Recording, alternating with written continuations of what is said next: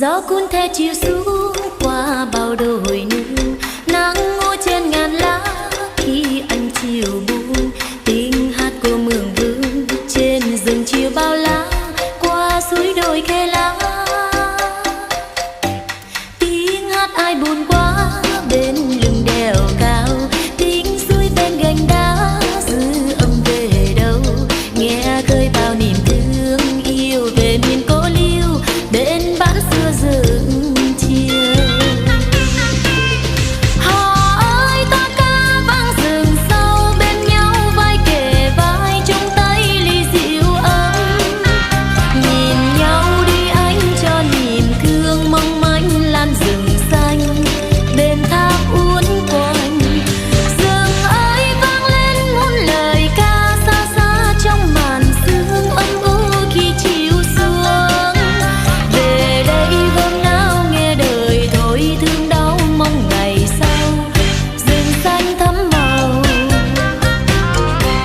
Khói sam phương đồi núi lan trong chiều sương, thấp thoáng trong làn khói bóng ai dừng chân thắm thiết câu mộng mơ. Ôi rừng đồi hoang sơ tôi vẫn còn ghi nhớ, nhớ biết bao hình bóng không bao giờ phai. Nhớ tin khen chiều ấy như dù lòng ai, nhớ dáng ai ngồi đây khi chiều nào quay tơ bên bán xưa đợi chờ.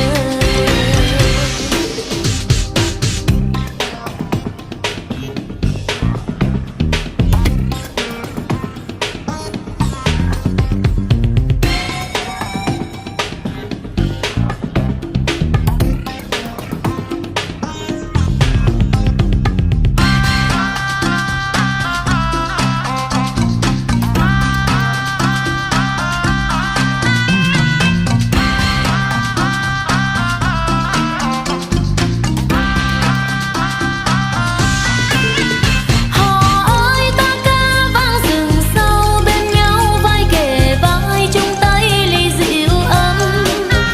Nhìn nhau đi anh cho niềm thương mong manh lan rừng xanh bên thác uốn quanh. Rừng ơi vang lên muôn lời ca xa xa trong màn sương âm u khi chiều xuống.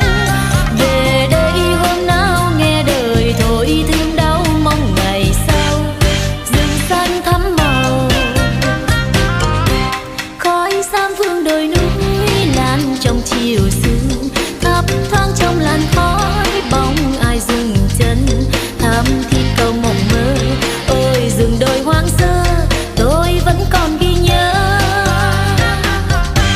nhớ biết bao hình bóng không bao giờ